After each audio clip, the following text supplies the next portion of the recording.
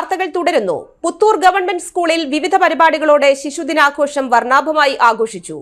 Ollukkara block panchayat ക്ഷേമകാര്യ standing committee chairperson Sini Pradeep Kumar ഉദ്ഘാടനം ചെയ്തു.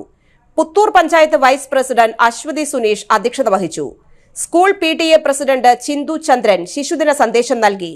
School SMC chairman Sudheesh KM, Vijayan TA, Anu Soni, school headmistress Rimsi Jose, school first assistant Sajitha KS എന്നിവർ ആശംസകൾ അർപ്പിച്ചു.